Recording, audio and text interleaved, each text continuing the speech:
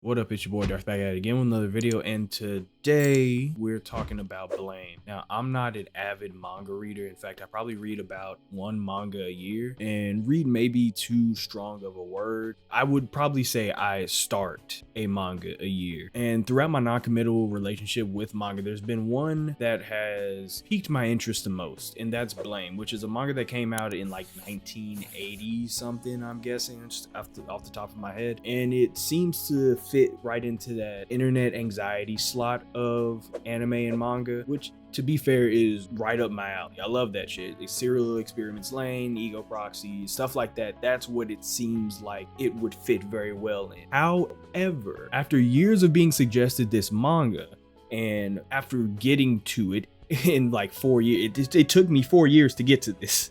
But after that 4 years and me finally getting to pick up this manga and read it, I put it back down after 4 chapters. And I mean, I put it down and realized that I was not going to read this manga. In fact, I would venture to say that you're not supposed to read Blame. Now, I say that because throughout the 4 chapters that I read of this manga, what pulled me in the most was the background art. It seemed genuinely insane, and I mean that by the very denotation of the word insane. The background art, the architecture of the world of Blame seems completely insane. And through me reading Blame in that small sample of 4 chapters, I came to the conclusion that I felt denied as a reader. I felt unwanted while reading Blame. Through that feeling of denial as a reader, it is kind of frustrating, as like me personally, I am not a very good reader. I'm a very bad reader. I'll just go ahead and say I am a very bad reader. So manga has never been my forte. So when I did pick up Blame and I read it, and I was struggling to get through the very little conversations and dialogue that they have in the manga, I felt almost angry with the manga. And I knew that it wasn't my fault that I fucking suck at reading, dog. However, it wasn't until after the 4th chapter that I had to put it down and think to myself, this is kind of genius. Because of the lack of dialogue in this manga, in the strange architecture, which is just like office buildings on top of complex apartment buildings that are in skyscrapers that form like really big hallways. Genuinely, it felt very weird for me to consume this medium. I felt like I was consuming it wrong. Not that I felt like I was reading something wrong, as if it was like a Necronomicon. I was like, ooh, I'm not supposed to read this cursed content. No, it genuinely felt like I was consuming the media wrong. Now, I will say this, I have not come close to finishing Blame. Like I just said, I have gotten 4 chapters in and immediately felt the need to talk about something that was on my heart when it came to this manga. Let me be very clear. I have not finished this. Everything that I'm about to say is I'm just ranting. So take this video with a very small grain of salt. But now, as I said, through my frustration with reading Blame and just reading manga in general, but specifically with this title, reading it, I had this epiphany of like this being really fucking genius, is because I thought to myself that the same way I feel as a reader of Blame probably is what the world of Blame signifies itself, or at least what I feel like it signifies itself as somebody who's only gotten 4 chapters into what is, I think it's like 64 chapters. But yes, I feel like that's exactly what you're supposed to feel. That is what Blame, or at least the world of Blame, is. So let's actually talk about it. To get my point across, I want to go to the final panel of chapter 4. We're gonna play Dvrth the Explorer, and I want you to look at this panel. I want you to pick out 2 things from this panel. One thing is there and one is not, and I want you to pick out these 2 things and tell me what they are. When I was reading this and I got to this final part, this is what made me put down the manga and have to talk about it. So I'm going to leave you to it for the next like 10 seconds or so, and I'm going to let you can even pause the video. I'm gonna let you figure out what are the 2 things, one's missing and one is there. 2 very important things. Let me know.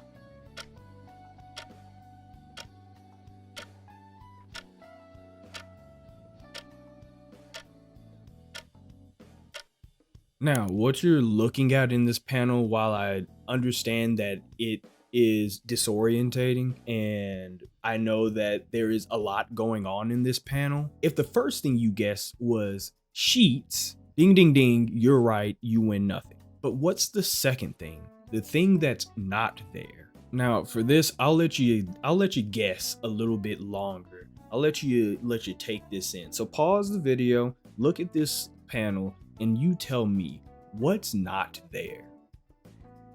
Now, if you guessed rails, if you guessed guardrails, ding ding ding, you're right, but also how the fuck did you guess guardrails? Now, why do I feel like these two very random things out of this monstrosity of a panel are the two most important things that you could see or not see in the panel?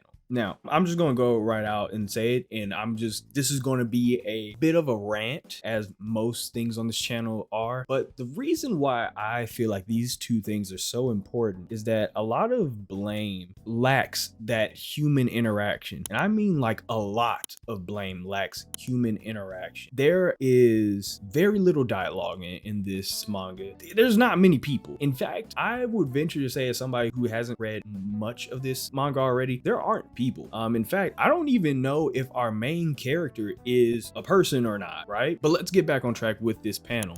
Why do I pick out those two things from this panel? Is because that while I felt rejected as a reader from Blame, I feel like it was genius to make me feel like that, because I think that the world is the exact same way. Blame's world is the exact same way. If we look at this panel, there are sheets there, which to me signifies that people should or have or were there, right? And who the fuck uses sheets? Robots? No, I don't think robots use sheets. I've seen robots in this manga. They don't use sheets. Androids don't use sheets. The weird ass bug monsters that are in this manga, they don't use sheets. I would only assume that in a panel like this that looks like a communal area, almost like an apartment complex kind of place, sheets would be for humans. So to me, at least, and once again, take it with a grain of salt, this is somebody who's only read 4 chapters, so a lot of this might be a stretch. I'm just very interested in it. Sheets to me signifies like humanity, like people should have been there, people were there. However, the dichotomy of that is having no guardrails. Why is that such a difference? Because the very purpose of guardrails are to help protect people. It's so you don't fall and bust your ass, or worse, you get yourself killed. I would say that guardrails have always been for people. So the fact that this seems to be a communal place in this panel, and it has sheets that tell you that people should be here, but they lack guardrails, something that's very integral to people just not getting hurt. And not only that, with the way this architecture is, you should have some guardrails. If anybody fell in this, like all of this, OSHA would fucking hate this, dog. OSHA fucking hates this picture. So the fact that there aren't any guardrails feels very dehumanizing for the world, at least in this panel. Now, if you were to allow me, I do want to just do a bit of ranting here, as we usually do on the channel. So why does the absence of guardrails but the appearance of sheets on clotheslines, why does that mean anything in a cyberpunk, like dystopian, internet anxiety era type of manga? Why does that matter? It's because that with me feeling so rejected as a reader in this manga, I feel like, as I said, the world does the same thing. I feel like that this world is not for humans. I believe that the world shows you ghosts, almost remnants of human life, but it's not for humans. In fact, it seems like this world doesn't really care to even house the humans, right? And the reason why I bring this up, because I have a more grander thought about this world than just, oh my god, they have sheets but no guardrails, right? And it's a thought that I can't fully flesh out because I haven't finished the manga. I don't know where this story's going, and honestly, through this video I haven't talked much about the story because I've only read 4 chapters. I just kind of want to talk about the world so far. But the reason why I bring it up in the grander thought that I have about this manga so far is the definition of nature. Now, if you were to think about nature, the first thing you would think about is the trees and the animals and the grass and just the life around you, right? But when I think about nature, it comes down to 4 words. Nature, basically, it is what it is. Is that 4? It is what it is.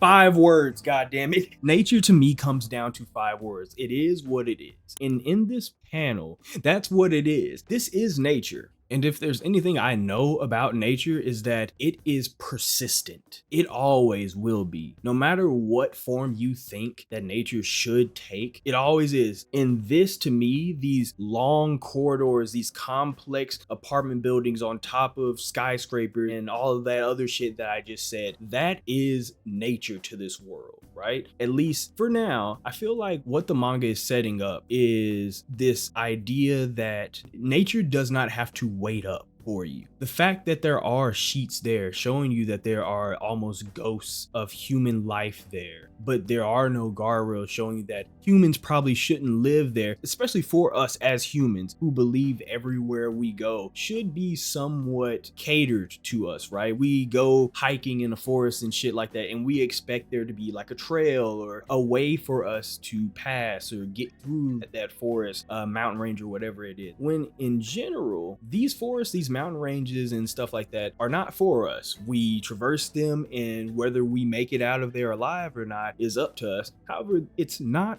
for us. I think Blame tells or at least as somebody who has not read much of it, which I probably should get back on after recording this video, I believe that Blame shows you a more extreme version of nature. For me personally, Blame to me is a very interesting manga already. It shows me this loneliness in the world when nature takes over. And I think that when I read more into this manga, I think I'll see more of that thought process. Now, I don't know where this manga is going, and this video has just been me ranting about the 4 chapters that I've seen so far. But I think at the end of this, I will have a more grander thought process of what nature is, at least for this manga.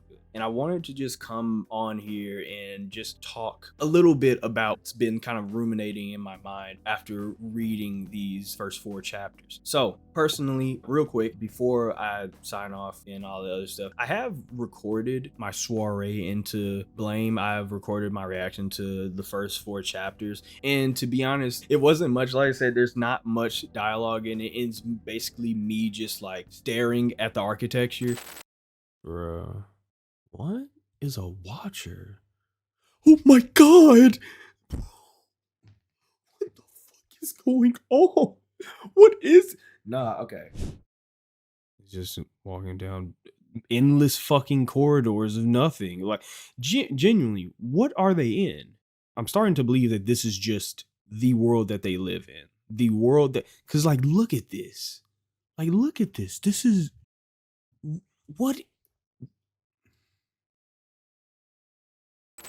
So I'm not sure if I'll do anything with those videos. However, if people want them or whatever, I might like upload them to another channel or to Patreon or something. I don't know. It'll be something. I'm not sure. But I do think this is going to be an interesting. So I'm not sure what I'm going to do with those videos. And I'm not sure if I'll continue recording my reaction to the manga. But if people want it, I guess I might just read it on my own. And then once I'm done with the entirety of the manga, then I will have my actual thoughts on what I feel like the manga is trying to say or what I felt when reading the manga. Basically just my review. But I just wanted to hop on here, talk about what I've been thinking with this manga so far. But I'm enjoying it. Like I said, even though I feel like I am not supposed to read this manga, I am thoroughly interested in just the story of it, even if that's told through the background art, because honestly it's interesting. So with all that being said, I'm gonna hop off of here and probably read more of Blame. Let me know what you felt when reading reading Blame. Let me know if you had the same thought process as me, or maybe you had something totally different. Honestly, I think Blame is one of those mangas in which every person that reads Blame probably has a different take on it. So if you have like a different take or like something totally different from what I thought, please let me know, because I probably have a completely different take by the end of this. So with all that being said, thank you all for listening to me rant for the past however long. And as always, if you haven't already, subscribe, like, comment, all the other stuff. If you're just a lurker, I appreciate you too. If you have any requests, whether it be more Blame or something totally different, the best place to send that in is always my social media. Links gonna be in the description below. Also join the Discord so we can talk more Blame or anything else that we're watching or reading or consuming on the channel. I really appreciate it. And with all that being said, you all stay amazing, stay safe, and take care of yourselves.